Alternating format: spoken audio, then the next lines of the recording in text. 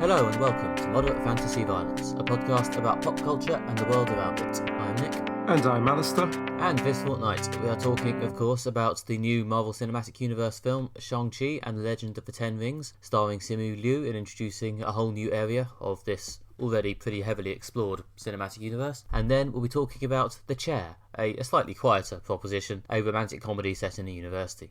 But before all of that, Alistair, what, if anything else, have you had time to consume? So I watched a low-budget British sort of indie film, which is nice to see that not only has epic blockbusters like the one we're about to discuss resume, but yeah, sort of independent films that have been sort of doing festivals, especially online festivals over the last year and a half, are coming out as well. So this is I guess sort of horror stroke psychological thriller called Censor, directed by Prano Bailey Bond. It's a quite gory, quite dark film. It's set in the 1980s about a woman who certificates films for the BBFC, the body that gives films their certificates, and where we got our name from the Moderate Fantasy Violence certificate they used to give to a lot of action films, although I think now they changed it to Moderate Violence Fantasy, actually, unhelpfully.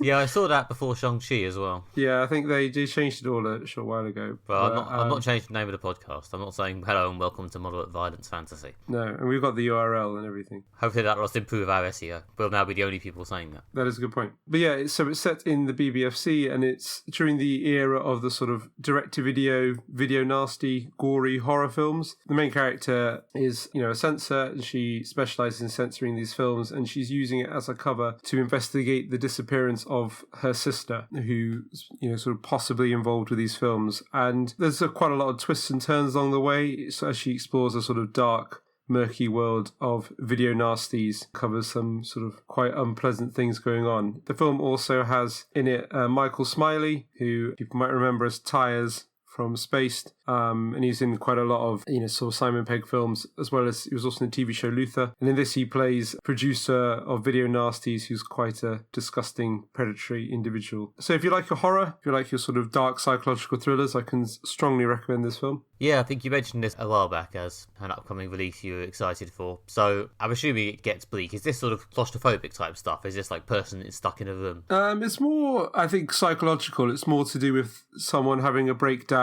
as they investigate this dark sort of subculture. The film does a lot of playing with your sort of perception, which is sort of quite interesting. Like, it kind of builds up this fair amount of ambiguity about, is she like genuinely like uncovering facts and like evidence, or is she obsessing and kind of going a bit mad over the guilt that she sort of blames herself for her sister's disappearance. There's a lot of ambiguity in there, and there's a sort of how much is real, how much is in her head sort of thing. Possibly just because they're both indie-type films about people working on film. I always can't help thinking of that Barbarian Sound Studio film. But anyway. Yeah, there's been a lot of comparisons to that, which I've actually not seen that film, so it's gone on the list of things to see. But that's a sort of film that's been sort of compared to, certainly by people I know who are sort of like more horror aficionados than I am. Classic horror films about people working on films. There's nothing more horrific than the act of working on film. Yeah, well, I guess it can be quite, as you say, a sort of intense experience. There is a sort of certain, almost like madness of working on the films, because it's usually a lot of intense work with a lot of people. Someone who's made quite a lot of films described it to me once as it's like going to war. Some of it is just awful, but you do form this kind of lasting bond with people because you've been through the same shit together. I feel like there's sort of increasing cultural awareness of the fact that a lot of the process of making media is kind of, I guess, what they call crunch in the gaming business. Sort of agonising slaving to a deadline. I don't know if there's yet been a film about video game crunch as a metaphor for some sort of unspeakable horror, but I feel like if it hasn't been made, it must surely be on the way.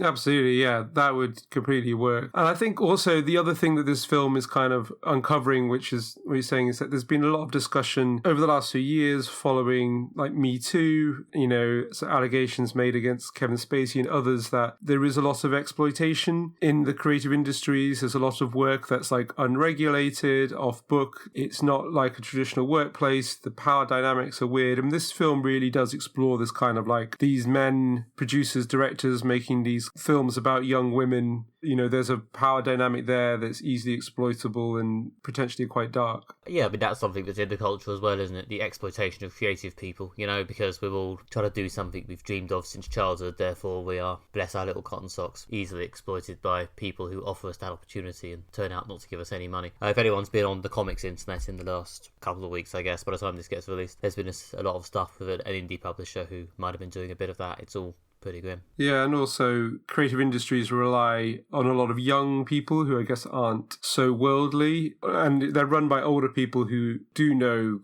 how things work. But obviously, especially like music, film requires this pipeline of young people and obviously less experienced people, but in the ways of the world, again, which is a sort of an area that's like kind of ripe for exploitation. So, the world's awful in many ways, but at least this film's apparently good. Yeah, no, it's a good film, and it's very much grappling with those issues that are, as you say, like part of the sort of cultural milieu, but it's in a sort of below the surface way. But it is quite a tense, gory, and quite creepy film. There's also a great scene with the woman who plays Alan Partridge's assistant, Lynn, in which she plays a film archivist, which is just also a nice additional bonus. Well, that is going to be quite a good segue to what I'm about to talk about. So, without further ado then, Nick, what have you been watching since we last spoke? Well, not a recent bit of media, but one which I imagine you've listened to. I've listening to the Audible podcast Alan Partridge from the Oast House, which I think, 2018, 2019 this went up? It's a sort of 18-episode podcast series starring, of course, the legendary fictional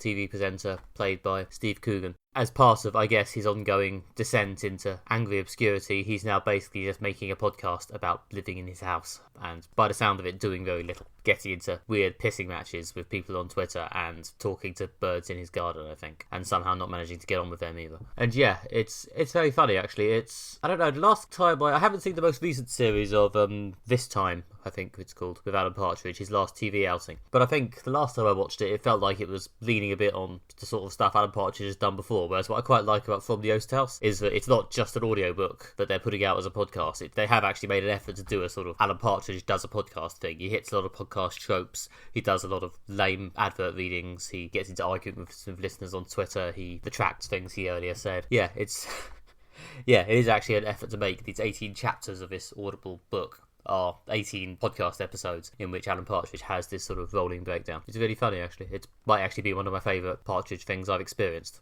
Yeah, I've listened to this as well, and it's very good. And I think you're exactly hit the nail on the head that like it is like a thing in its own right. It is like they've thought about it, how would Alan Partridge do a podcast? It's a whole new bit of Partridge media. It's very, very funny, but I always find I can only listen to about like one at a time, and because they're like 20 minutes, they're really like short, snackable bits of content. But it is a bit much sometimes having Alan Partridge literally whispering in your ear.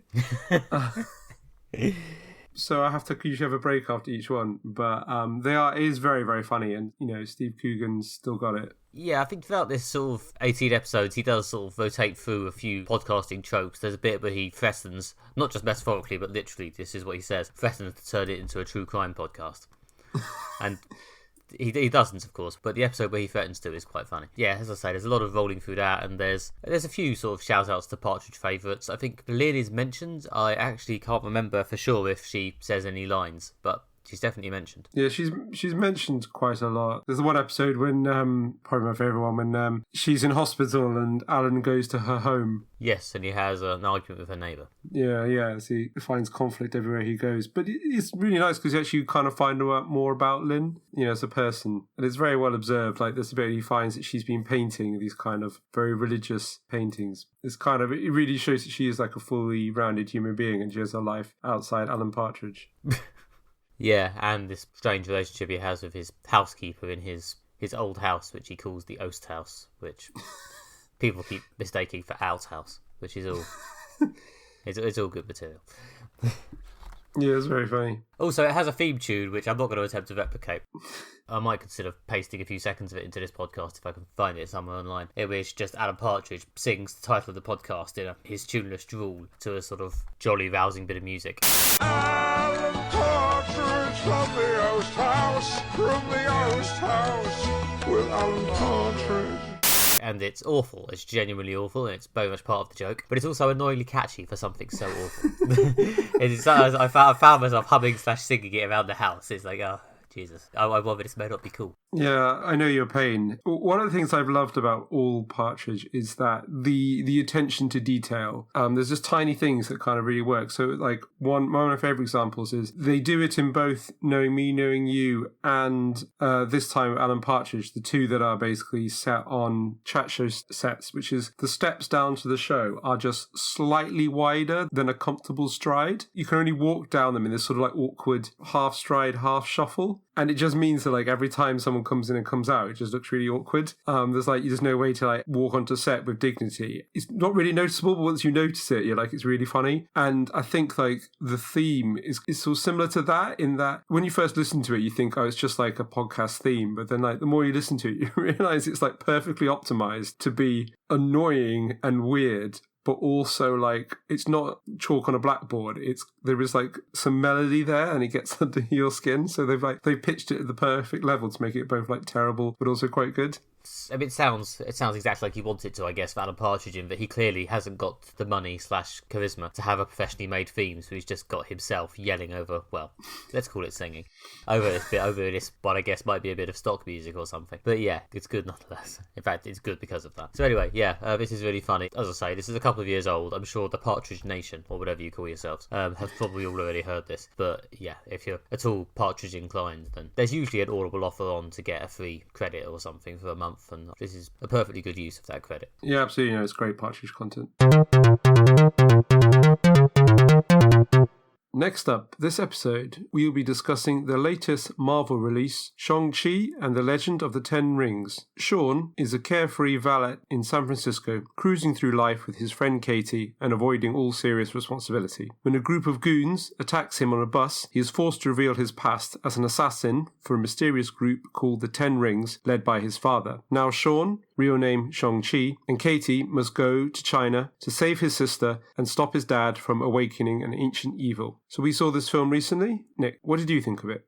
Fundamentally, yeah, I really enjoyed this. I possibly because I just don't think the trailers are that exciting. I went in with sort of, this is going to be an okay Marvel film expectations. And yeah, no, I really enjoyed it. I thought the superhero origin film has become quite standard over the last few years, and I think Marvel themselves have been somewhat avoiding doing them straight on. They've done a lot of tricks to get around it, like they introduced both Spider-Man and Black Panther in Civil War and just didn't bother doing an origin film about them. Captain Marvel, they did some weird flashback stuff and they basically made it a shared film with Nick Fury. Yeah, and they've been avoiding doing a lot of origin films, and to be honest, the ones we have had haven't been their best ones, like Doctor Strange and Captain Marvel weren't great. But yeah, this might be their best origin of a new thing since probably the first Guardians film, to be honest. It genuinely projects this sort of new feeling, this sense of an exciting new corner of this universe we haven't seen before, complete with its own brand of sort of distinct, exciting action and a lot of likeable, charismatic people to explore it with. The flaws are there, most notably the final act. I think the charm gives way to action, as it often does in these, and that action then bangs on a bit. By the time the CGI creatures are just smacking against the other CGI creatures, you mostly just want it to end so you can see how it affects the characters, you know. But yeah, I do think that apart from maybe a brief cut to CGI for about 20 minutes towards the end, this is actually one of the better ones. This is it's very funny, it's very charming, it's very enjoyable and watchable, and yeah, it feels like a genuinely new thing rather than just more Marvel content. Good film. Yeah, no, I thought this was, again, a good origin story. It was nice after so many things that are kind of deep in continuity. Obviously, you had the big Avengers films and then things like Black Widow, Loki, Falcon Winter Soldier, WandaVision, all that stuff are kind of picking up threads of the kind of trunk plot of Marvel and, weaved into that. Whereas this one felt very much as like, almost a standalone, fresh thing, aside from a few cameos from minor characters in other films. Benedict Wong has a great cameo, for example. It felt very much its own thing, and I think it's partly because it had sort of its own sort of kind of aesthetic, its own themes and characters, that it was just nice to kind of dive into what Marvel does well, which is this feeling of this whole world built around this character that is both sort of a likeable, engaging character, there's good humour, and there's a good sort of tense plot at the core of it. So that was very enjoyable. Yeah, I think you're right. I think the lack of massive Marvel collections is a refreshing thing after, as you say, a few films and TV shows as well, which have been very aggressively built into that. They have a good moderation of giving us some of the characters' lives before the action hits, but also keeping that bit quite concise. Like the amount of time before the bus fights, which sort of starts off the action plot of the film, is quite small actually. There's about 3 or 4 scenes maybe of the characters' pre-action lives, and I think it's quite well controlled to give us, a little bit of that to make you know them and like them. I mean, to be honest, Shang-Chi's character, well, especially his sort of pre-Shang-Chi form of Sean, it could have been quite a generic every dude, so it's to Simu Liu's credit that he's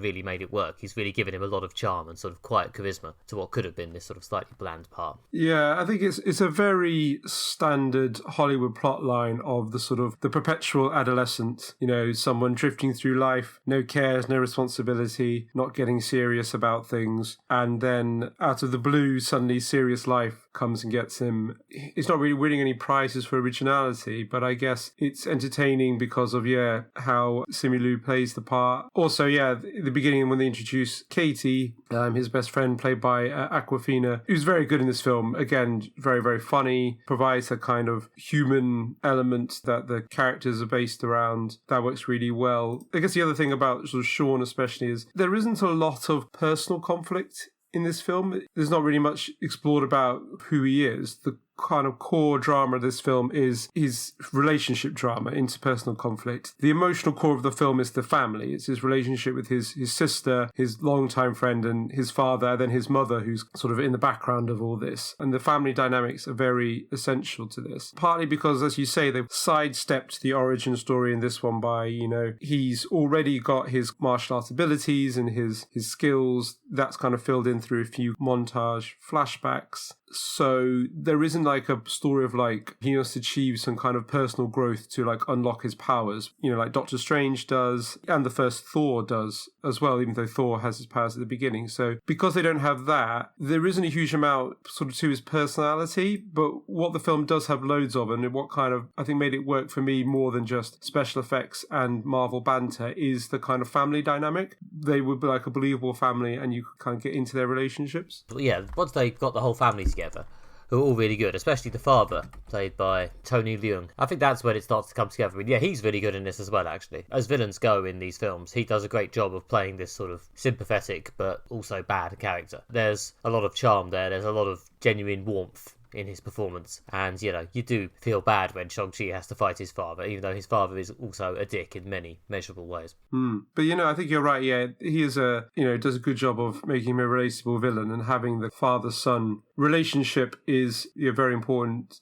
to how this film works. The other thing about Tony Leung is that he's an actor from Hong Kong, and I don't think he's done many, if any, Hollywood films before. So he is something of a fresh face, which is, I guess, unusual for an actor who's 59 years old. There's quite a lot of familiar faces in this cast. Simu Liu's from Kim's Conveniences, which I've not seen. But my partner really, really likes. Awkwafina is in an excellent film called The Farewell. If you enjoyed her in this, I highly recommend you looking up The Farewell. It's a great comedy drama from the last few years. Michelle Yeoh has a cameo, Benedict Wong. But it's interesting that Tony Leung is, to Western audiences, a fairly fresh face. But he's very good, so it'd be interesting to see if this leads to more Hollywood roles for him. Yeah, I mean, I think in terms of internal conflict for Shang-Chi himself, I think you're right, but it's not the biggest part of the film. There's a bit of, I don't know, should I kill my father stuff towards the end, which does work because, you care about his sadness and his relationship with Katie, which comes into how he deals with this. But it's not the biggest part. I mean, I think him coming sort of preloaded with his powers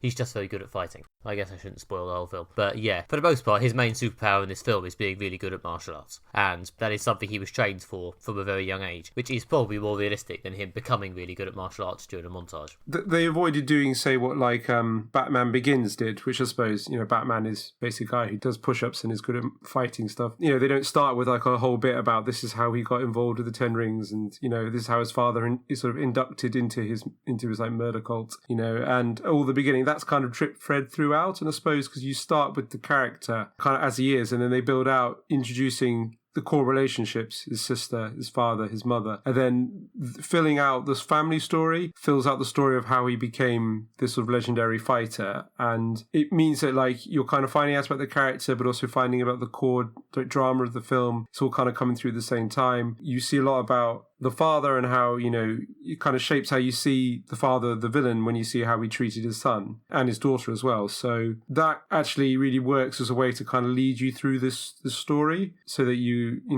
kind of get the family dynamic. Yeah, and also speaking of the fighting, the martial arts fighting is cool as shit, which, as everyone has said, sure does reflect badly on Iron Fist. But yeah, there's a lot of really great fights in this film. The very first fight, the sort of fight on the bus towards the beginning, which is quite heavily featured in the trailers. But in fairness, it's really good. Like, that's an amazing fight sequence. To be honest, I'd almost say the film doesn't quite ever top that fight sequence. But there are some really, really good ones throughout, including one on some scaffold on the side of a building. To be honest, you're kind of sad when it gets a bit more CGI focused towards the end, because the hand-to-hand martial arts stuff is by far the highlight. Yeah, the scaffold fight was definitely a highlight, as was the bus. They make good use of San Francisco when it's incredibly steep, and the bus, in the fight sequence, its brakes gets cut quite early on in the just downward trajectory of the whole city of San Francisco.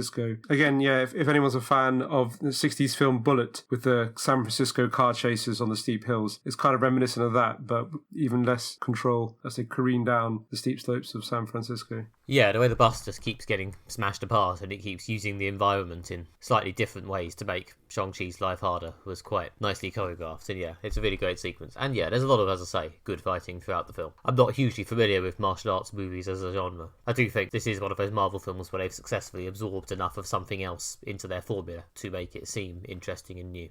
Yeah, Marvel have done like so many spectacular action scenes over the years. They do them well, but obviously they need to come up with something each time to make them original. And one of the interesting things about Black Widow, which we discussed when we reviewed it, is having Taskmaster, the character as a mimic, adds a sort of slightly different dynamic to a fight scene. And in this one, yeah, they've sort of thought about the martial arts. They thought about what's going to be visually impressive. There's an extended sequence that takes place in Macau, where there's obviously a lot of construction going on. So they make use of the idea of the like sort of half-built building is the sort of thing that you would expect to find there. But yeah, it's just the visual effect of people hanging from a scaffold at the top of a very tall skyscraper is just, on the big screen, it's visually stunning. Yeah, and there's a lot of flipping between levels and sliding up and down and people with axes swinging off bits of scaffold. And yeah, right, that particular sequence was also pretty awesome. And yeah, part of me was sad when they went into a slightly more mythological creature CGI sequence towards the end. I mean, I've got my eye on the spoiler. But yeah, the tone of the film shifts quite dramatically in the last, hour, 45 minutes, and part of me preferred the stuff before that, but it does at least keep it moving. Yeah, I guess they've got the sort of classic Marvel sort of third act issue. Well, in fact, it's also a lot of superhero and action films have this third act issue. There's a few issues like, it expands outwards at the end. I think I've said this before, whereas like a lot of really great sort of action movies and things kind of really condensed right down at the end, like when the hero basically takes on the villain. So like Die Hard ends with like a conflict, direct conflict between John McClane and Hans Gruber. Alien ends with just Ripley and the alien in a small pod. There's a lot of the best Bond films come down to just Bond and the villain from that. This one, although there is a good fight sequence between the son and the father at the end, which neatly sums up their conflict, it does expand out into a big battle with lots of people from different sides fighting CGI monsters. This kind of scope goes up and up and up, which, as you said before, it's just a lot of CGI. Yeah, it's a shame, it almost works. There's this big group fight, and then it comes back down to Shang-Chi facing his father. And if the fight sequence section of the film had ended with the Shang-Chi versus his father fight, that would have actually kind of worked, but unfortunately it then vamps up again to even bigger CGI creature shit, which just sort of goes on a bit, and you're just sort of waiting for it to finish. I mean, it's, as you say, it's a common problem. I mean, even Black Panther, which, we all seem to have agreed is one of the best of these, has a bit of a long video game-esque CGI sequence towards the end. This just seems to be a thing they like. Some films are better at it than others, like, weirdly, although it gets ragged on for a lot of other reasons, I think Doctor Strange has one of the best final confrontations out of these. Yeah, you're right. I think Marvel, it seems to be a thing that they do quite a bit, and this film sort of fits into that pattern, which is that their final sort of climactic moment of the film, and I'm going to do this without spoilers, hopefully. For a lot of the film's final climactic moments, they'll have basically a character bit, resolve all the character stuff, then like a big CGI bit right on the end. I think like an obvious example is like Thor, the first one. The most significant bit for the character of Thor is when he faces down the destroyer and basically finally learns some humility and says, kill me, let everyone else live. And that's his character moment, and then that's when he gets the hammer back, and really that's the end of the film. But then there's a big bit at the end when he goes to Asgard and fights Loki. This film is kind of similar, that there's a character moment, then there's which is really the end of the film, then there's a special effects bit after that. And it's all right, the character bit is strong. I'm not saying it ruined it for me, but it was not as good as the character bits earlier in the film. But it's not as good as some of the best ones. I thought, for example, Guardians of the Galaxy, the first one, handled this bit much better, weaving in the first one the relationship with his mother, and the second one the relationship with his father into the fight sequence. As you said, some of them handle it better, some of them not so well. Yeah, and I think this is probably somewhere in the middle, to be honest. The rest of the film is very good, and ultimately there's always a big blob of CGI at the end, and it was alright. It didn't last that long. My biggest criticism is the fight went on a bit too long, and it's not even that big a criticism. It's a very good, very charming film, and I do, for the most part, pretty heavily recommend it. Yeah, it's a really interesting film. I think also it could possibly symbolise a Marvel pivot to Asia, to coin a phrase. There's been a lot of speculation that this is a film very heavily aimed at the Chinese market. There's a lot of Chinese dialogue in the film that obviously won't need dubbing or subtitling for the Chinese audience. Most of the film takes place in China. They've got a cast of familiar faces from Chinese cinema. We mentioned Tony Leung as Michelle Yao as well, who obviously did a lot of Chinese films before, again, coming to America. When they travel to the sort of third act bit, like I say, it's more CGI. There's a lot of what I believe are creatures from Chinese mythology weaved in. This film is very much, I think, aimed at the sort of the Chinese market. But at the same time, it's expanding the MCU into a whole new area of sort of mythology. And maybe in a future film, it'd be interesting to see how this crosses over with, I don't know, Doctor Strange or, the Guardians of the Galaxy or something like that. It'll be interesting to see. I'm not sure, but if we're playing future Marvel Cinematic Universe stuff, if anything, a lot of these films seem to be sort of orbiting around this upcoming Doctor Strange sequel. I feel like quite a lot of these have vaguely hinted that they will next be dealt with in the Doctor Strange film. Yeah. WandaVision and this, and Spider-Man's got Doctor Strange in it. The multiverse is meant to be in it, so yeah, fuck knows. Yeah, it's just interesting considering Doctor Strange is not maybe their most well-known or successful film to build so much on a sequel, but I guess you've got to assume they know what they're doing. Well, I guess Benedict Cumberbatch is still a pretty big name, and Sam Raimi's directing it, so that'll be fun. Yeah, no, he is very good. But I think the sort of Chinese culture, the way they weaved it in, made this film very visually interesting and distinct in the way that I really liked how Black Panther had its Afrofuturism aesthetic. I really liked how Doctor Strange had the sort of weird, kaleidoscope effects thing going on. They're making use of the fact it's a cinema, it's a big canvas, bring me something visually stimulating and interesting. It's one of the things to really recommend about this film.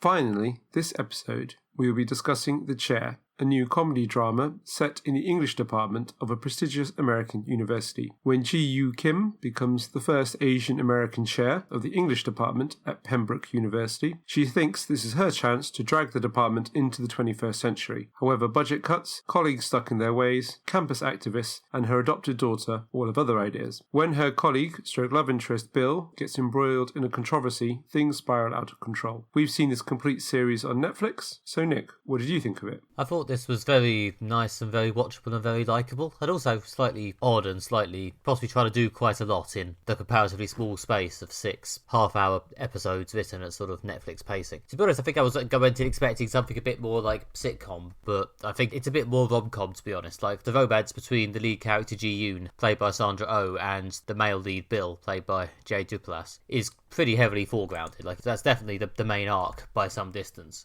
And yeah, they're decent chemistry. It's a charming enough romance. The character Bill is a bit of a stereotype, maybe, but it's a decently written storyline. And it's also trying to do quite a lot of background storylines about academia. There's a lot of stuff about is the English department irrelevant? Is it just actually the crusty old academics are irrelevant? Which types of academics are most relevant? There's a lot of stuff about campus activists and cancel culture and so on. And yeah, it's trying to do a lot. I don't know if it actually ends up saying a huge amount about any of them, but it's just as a sort of show about this one person getting manically overwhelmed whilst trying to have a will they won't they storyline with this bloke. It's quite enjoyable. Yeah, considering it's quite short, as you say, only 6 half-hour episodes, they kind of cram quite a lot in. I think each episode has about 3 plot lines, which is what means it keeps it sort of relatively fast-paced and interesting. You know, it is kind of dealing with some quite like big stuff. Like her love interest gets accused basically of being a Nazi, and there's like a sort of protest against him, and there's pressure from senior people at the university. And this show is trying to deal with like a lot of big, like weighty concepts, but there's a sort of basic level of comic absurdity that kind of prevails through the whole show that kind of stops it from being too fraught or, too like pretentious, in that, it's not long before something silly and quite dumb happens that's quite funny, so it balances the tone quite well. Yeah, I think it's not above always punctuating every scene with something slightly silly to stop things getting, as you say, too manic or too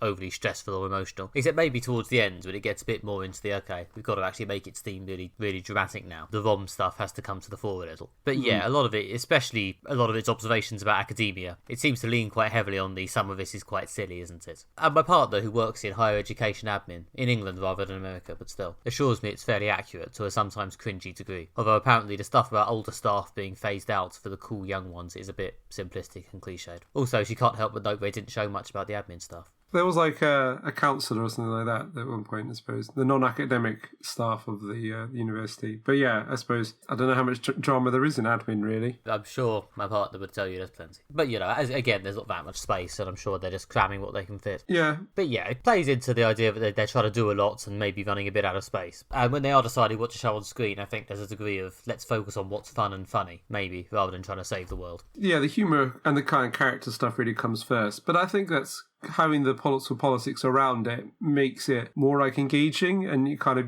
some more interesting. And I thought they handled the kind of the fraught political issues really well, like quite even-handedly, without, I don't know, demonizing or being dismissive of everyone. It would be easy to create a show about academics who just love knowledge and teaching and are these benign, enlightened people, and all these uppity students think they know better and want to shout them down. I think they very deliberately set out to sort of not make that kind of show, and there's the whole point is that, like, she's the first Asian American, I think possibly the first or maybe one of the only few women to be chair, of this department. And the main character's sympathies lie with students who want to see change. But, at the same time, it shows the kind of the human impact of this. They make all the characters very well developed and richly developed. So when Bill's kind of under this pressure, you kind of feel for him and you know he's not a bad guy. He just did something stupid. But at the same time, he also did something very hurtful. And it kind of, I think, aptly grapples with the controversies and kind of makes it all seem very human, and you kind of understand where everyone's coming from without it becoming like didactic.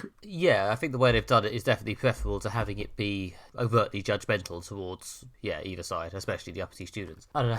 I did sometimes get the feeling that the thing that Bill actually did, where he basically just did a Hitler salute mid-sentence to make a point about absurdity, as far as I can tell.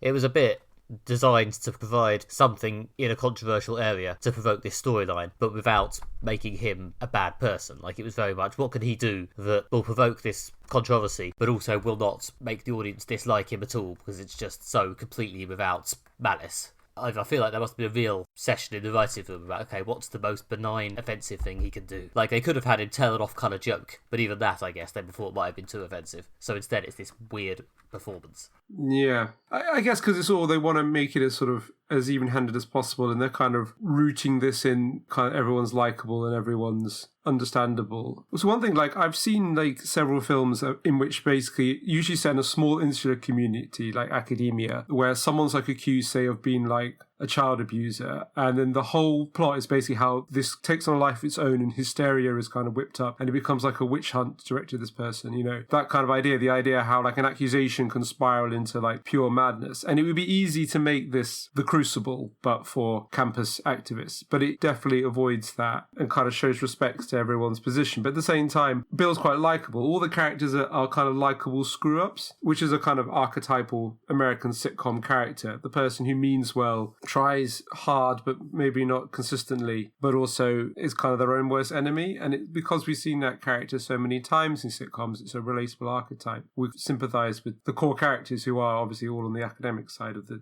divide. Yeah, I mean, the thing is, it's not as if Bill doesn't deserve to see some consequence for basically turning up to lectures hungover and clearly being a bit of a mess. You know, he's clearly coming apart a bit, and you can see why he eventually came a cropper. It's just the way he came a cropper was a bit strange. But anyway, and I think, yeah, at the end of the storyline, I probably shouldn't spoil the chair. It's so nice and harmless, it seems a shame. But the end of the storyline is at least pleasingly non-simplistic. Like, they didn't magically solve the problems in any way, and it wasn't a nice, neatly tied up, everyone gets a happy ending moment. Like, for a rom-com, it was surprisingly non-simplistic. And I'm genuinely intrigued whether they get another sitcom, in that they left us in an odd place of resolving one storyline pretty cleanly, but not much else. Yeah, it's one of the things is that because it sort of wraps up kind of quite convincingly that I'm not sure if they're actually going to do more. It doesn't seem like, there's an obvious place to pick up, but also they could quite easily just do more. It's a sort of self-contained story in its own way. Yeah, there's threads hanging. It's just, the main storyline, the romance, has a surprisingly clear ending, I think. Yeah, I don't know. I quite liked where they left that storyline. But on the other hand, the rest of it, I think, could be picked back up. Who knows? Maybe they're just hedging their bets against cancellation. Maybe we'll come back. Maybe we won't. At least it's ended, sort of. Yeah. There was also some fun random music choices, including Calling All Angels for a sad moment, which is the first time I've heard that for a while. I swear that used to be a bit of a ubiquitous sad movie moments song. Then it took a bit of a holiday, and here it is again. Yeah, I also noticed that the music was very good. That they had Le Tigre song at one point, big fan of Le Tigre. Obviously, they had the Smiths one about Yeats. That's obviously very appropriate for an English department. Yeah, is it just songs that mention either academia or English literature authors? That might actually possibly be the thing. I don't know actually if the Le Tigre song does. They finished on Oxford Comma by Vampire Weekend. Yeah, so I mean, it wouldn't surprise me if it's one of those things when if you saw it written down, you'd be like, see what they did there. Look at the soundtrack list. Oh, and there's an enjoyable sort of game cameo by David Duchovny in one episode, playing himself as a sort of incredibly shallow, try-hard actor. Yeah. It's slightly ridiculous, and to be honest, it's one of these things that the show probably didn't need to do, but it was very funny. I had respect for David Duchovny, that he was willing to lampoon himself in that way. That was quite funny. And also they had, for X-Files fans, there's a brief X-Files reference as they recreated the scene of David Duchovny coming out of the swimming pool in the red Speedos. Just a very small X-Files nod for people who are really paying attention. I did not get that. I did read a blog article about this show who said that after seeing this, they went and read David Duchovny's thesis, which is mentioned in the show and does apparently exist. Apparently, it's quite good for an undergraduate thesis, even considering it's about 30 years old. There we go. I didn't know if he actually had studied Beckett at university. I mean, it could be something they just completely made up for the show. No, apparently it's true. In fact, the stuff about David Duchovny's academic credentials, I don't know if it's all true, but certainly the bit about him writing that thesis about Beckett is true. Oh, fair enough. I mean, I guess if he was also interested in theatre and acting, Beckett's an interesting person if you're interested in both academia and arts and creativity. Yeah. So yeah, overall, I'm trying to avoid saying gentle comedy because there are some quite raw emotional bits in it. They're dealing with loss and death are kind of very much in the background. There's also some, issues to do with family and keeping families together, and as well as all this the campus politics we've discussed. But it never feels like it's being aggressive in its way or being loud and boisterous. It is a relatively relaxing show, but at the same time kind of going into these deeper things. So, and it's very watchable. You could quite easily watch 2 or 3 in a sitting. Yeah, it is very enjoyable. Again, I think it's very rom-com-y, but yeah, it's very funny and it's very likeable, but it does occasionally hit these sort of raw emotional veins about these characters and their loneliness and what's both drawing them together and keeping them apart. And yeah, if you're down for that vibe, it's pretty good. Yeah, the humour's quite warm, and it comes from these characters who are all lovable screw-ups, which I think is sort of classic sitcom setup. Well, yeah, it doesn't have contempt for its characters for the most part. And but again, is maybe one of the reasons why it chose to tackle its cancel culture storyline in the way it did. But it doesn't want to have to display either the lead academic guy or the students as stupid and contemptible. So in order to give everyone a valid point but still have them be likeable, you have to play it that way. Okay, that's all your Moderate Fantasy Violence for this fortnight. Thank you very much, as ever, for listening. If you want still more Moderate Fantasy Violence, you can go to our website at moderatefantasyviolence.com. Not Violence Moderate Fantasy or whatever it was. And then, if you want to leave us a nice review, preferably not saying we should change our name to that, then go to your podcast provider of choice and say pleasant things about us. 5 stars if possible. You can also find us on Twitter, where we are at MFV Podcast, and find us on Facebook by searching for Moderate Fantasy Violence. You can also find more from me on Twitter, where I'm at Alistair J.R. Ball, and you can find more of my writing at redtrainblog.com. And you can find more from me at NickMB on Twitter, where I will no longer be tweeting about my Kickstarter quite as much, because that has now ended. But thank you very much to anyone listening who backed. We did indeed fly past our targets, so thank you very much. And yep, you can find still more at nickbryan.com. And you can also come back to the next episode of Moderate Fantasy Violence, where this time our theme is films beginning with G but were released in America ages ago. Because yes, in the next episode we are covering The Green Knight and Gunpowder Milkshake. See you then. Bye. Bye.